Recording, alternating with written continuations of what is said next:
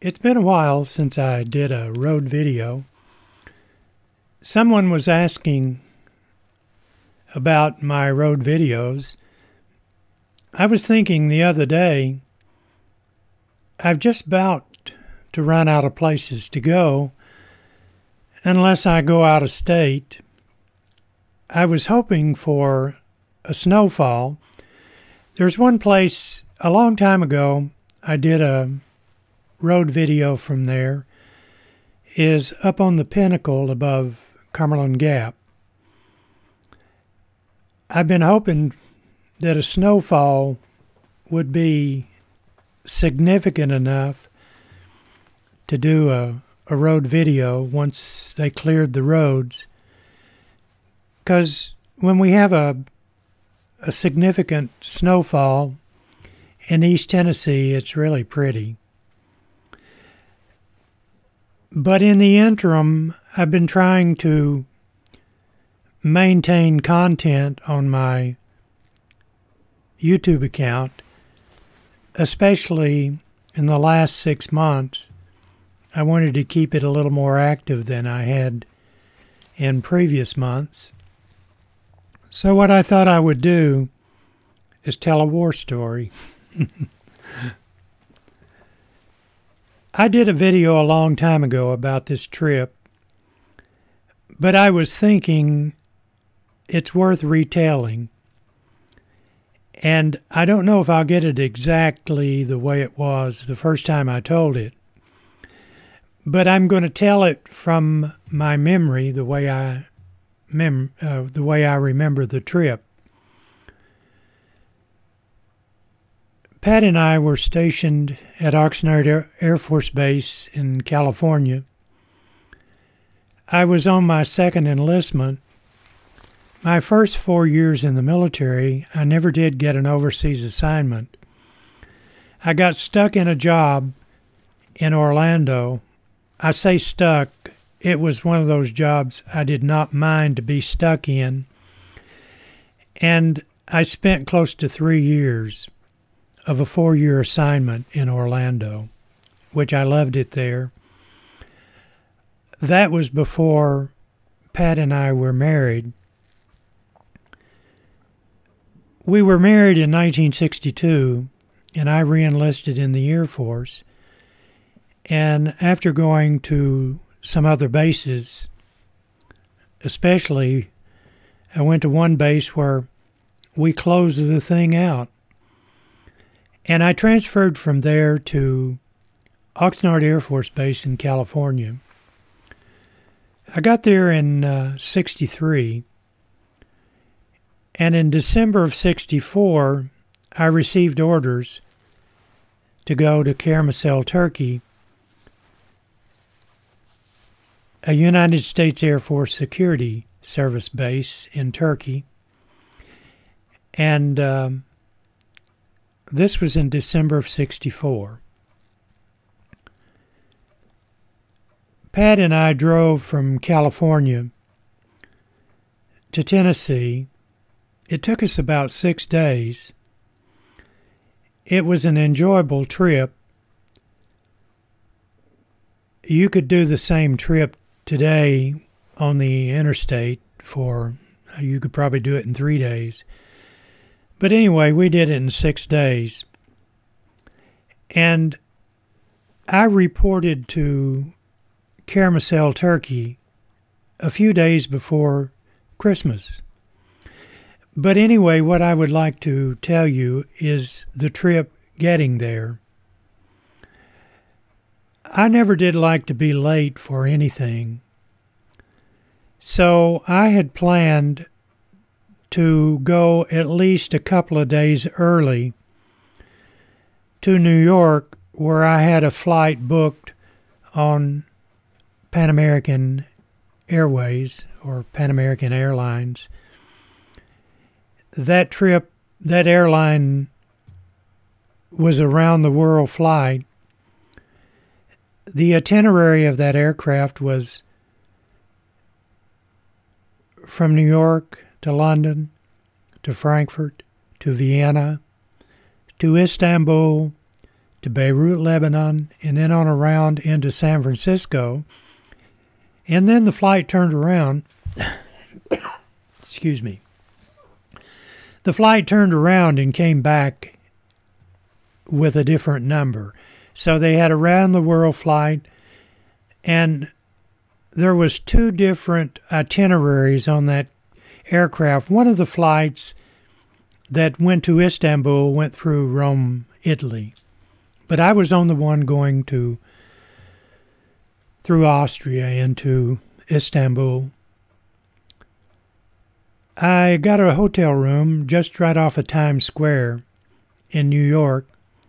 I went to the Radio City Music Hall and saw the Rockettes, and I believe the movie was North by Northwest with Cary Grant. The next day, I caught a bus out to John F. Kennedy Airport, and I was going to spend that evening and be there the next morning. I can't remember exactly when the flight left. So I went out to Kennedy and more or less just camped out for a day in the lobby until our flight departed. In those days, the airports were kind of wide open. It's not like it is today. So I wish I could remember exactly when we left New York. But anyway, by the time we arrived in London, England, it was dark. So it was later up in the evening when we arrived in London. And we had a layover there. We didn't clear customs. We went into an area where you could wait until your flight departed without clearing customs in the country. And they had a duty-free shop there where you could purchase things without paying tax. And there too, I can't remember how long we were there. But eventually, the Pan American jet, and it was a 707 jet, they refueled it, I imagine, and serviced it. And the PA announced that we were to board our flight and continue on to our destination. When we flew out over the English Channel, by that time it was daylight in the morning. And I can remember looking down at the English Channel, thinking about the guys who were going out on missions during the Second World War, flying over the English Channel into France. And it was kind of a surreal feeling. But anyway, our next stop was Frankfurt, Germany. And when we got into Frankfurt, there was a weather front that caught up with us.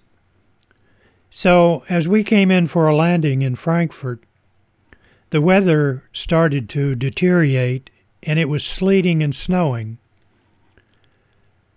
Our next stop was Vienna, Austria. We had people on board going to Germany. Of course, they disembarked there in Frankfurt. And we had quite a few people on board going to Austria. So we flew over the English Channel into France and headed toward Austria. Not long, I don't know exactly, I don't know any of these times or lengths or anything like that. But the pilot came over the intercom and he said, due to inclement weather, we're not going to be able to land in Austria, Vienna, Austria. So we're going to go on to Istanbul, Turkey. and there was quite a few of us on board going to Istanbul. And there was a lot on the aircraft going to Austria. And they knew, and in other words, they wanted to go to Vienna. They wanted to get off in Vienna. But they had to go to Istanbul.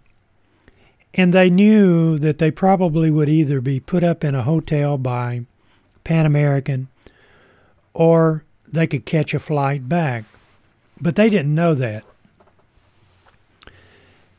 But the people on board that was going to Istanbul, they were glad that we were bypassing Vienna, Austria. So we continued, and like all of those flights, they probably still do it today, in the little pouch on the seat in front, they had a world map that mapped out the routes and the flights. And I had that looking at it. So the airplane was to go from Istanbul. The next stop was Beirut, Lebanon. Now this was in 1964, December of 1964. So not long after the captain, maybe it was the flight attendant, I can't remember, that made the announcement, but I'm going to say the captain, came on board, or came on the intercom, and he said, due to inclement weather, we're not going to be able to land in Istanbul, and we don't have enough fuel to go to Beirut, so what we're going to do is go to Ankara. Now everybody on the airplane, I'm sure some of the people were going to Beirut, but I don't remember. The only ones I remember who were really upset were the people going to Vienna. But now, the people going to Istanbul, we were upset with the Vienna people. And I started trying to figure out, well, if we don't have enough fuel to go to Beirut, how in the heck are we going to get to Ankara? I already had determined we were going to run out of fuel. So, as I have always done, I've tried to scope everything out to my disadvantage a lot of times. So what I did is I took the map and I took my handkerchief and I made an arc, and I estimated where I thought we were, and I drew an arc from Beirut up around to Ankara. Well, it didn't match up. So I was determined that that 707 was going to run out of fuel before we got to Ankara. And at that time, now all this is coming, I mean, this has been many years ago, and I'm just trying to bring it from memory. I don't think that I had anyone sitting beside of me on that flight. I think I don't know how the 707 was configured. I don't know if it was 3 seats. I could have checked on the Google before I started this, but that's not important. But anyway, I didn't have anybody sitting beside me. And we were above the weather. And I knew we were getting close to Ankara because we started to descend. And I saw the flaps go down. So I knew we were lining up for a landing somewhere. And shortly after we started our descent, we were in the clouds. And then it started to break up, and the first sight I saw was some spooky-looking mountains with snow. So I was hoping that we had enough fuel to get to Ankara. And then shortly after that, it cleared completely up. And you could see the countryside. And that was my first vision of Turkey. And we landed in Ankara. And when the Pan American 707 pulled up to the terminal, we were met by a Turkish man who was a representative of Pan American Airlines in Ankara. He came on board and he told the people that were going to Austria, because Pan American was going to leave Ankara after they refueled and go to Beirut. But he told the people that were on their way to Austria that they were going to put them up in a hotel. So I figured, hey, that's cool. The people that were going to Istanbul will also get to spend a night in Ankara. So I asked the guy, I said, are we going to get a taxi or a bus? And he said, are you going to Istanbul? And I said, yes.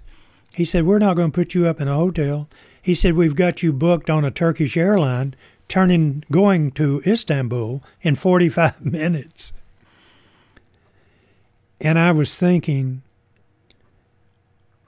well, if Pan American will not land in Istanbul, how in the world are you going to land there?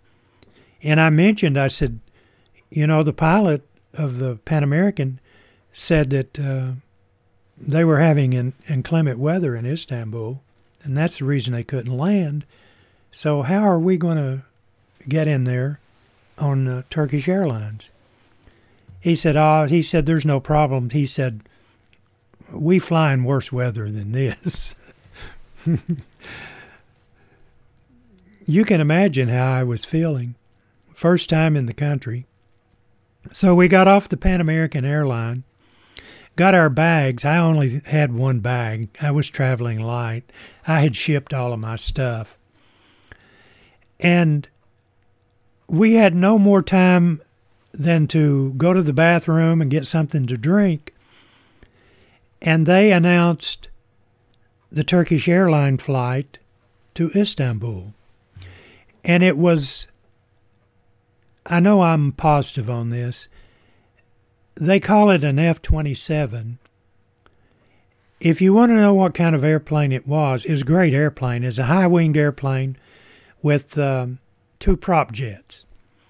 It's the same aircraft that the Army Airborne, what do they call them?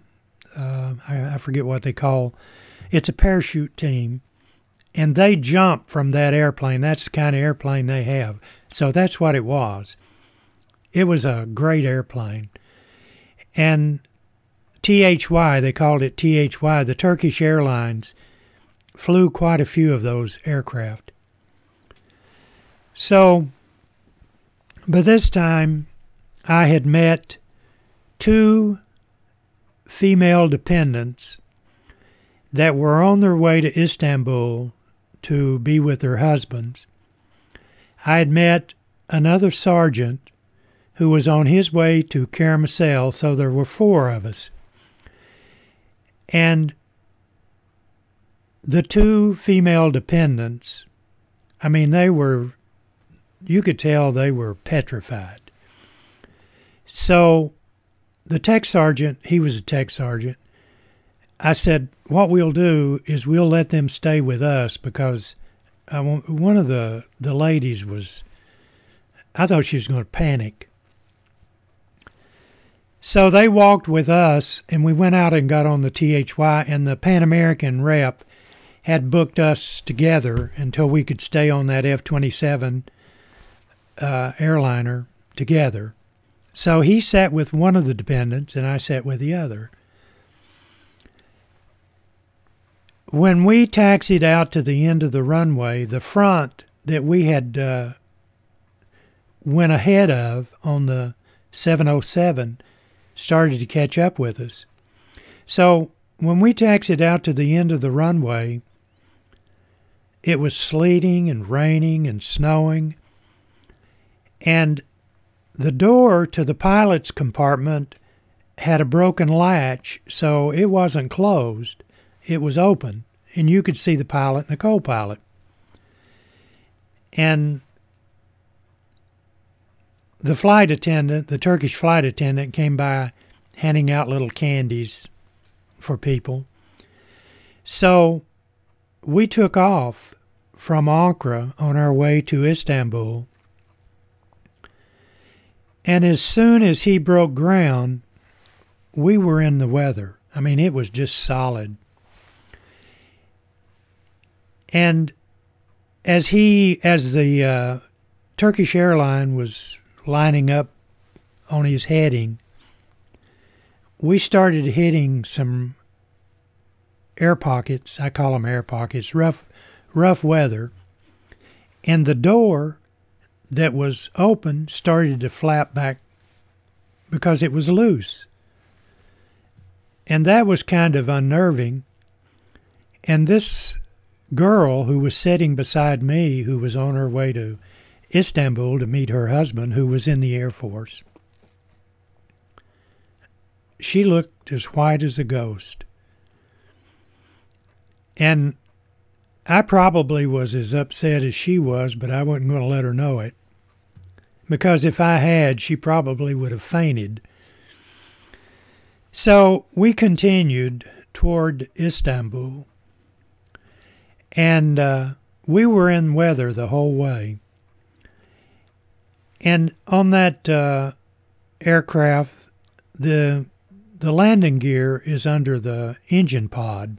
And I was sitting directly under the wing by the window. And I saw the gear come down and the flaps start to extend. And I knew that we were going to land somewhere. So I kept trying to look out the window to see if I could get a glimpse of terra firma before we hit a mountain or something. And the first thing I saw, the roads that were in and around the Istanbul airport had amber streetlights, and they had amber lights on the perimeter fence around the Istanbul airport. So the first thing I saw was the perimeter fence flash under the aircraft. And I've always made this statement, now I'm exaggerating now, but I'm almost positive that airplane could land sideways. Because if we weren't coming across the threshold sideways, you can't prove it by me. But anyway, we landed, and the weather was... I have never been on an aircraft in weather like that. And we taxied up to the airport, and we didn't have to clear customs because we cleared customs in Ankara. So we were on a regular Turkish airline flight into Istanbul. So the airplane taxied up to the Turkish airline area. So we started to get out, and one of the dependents got a glimpse of her husband, and you could just see her face light up.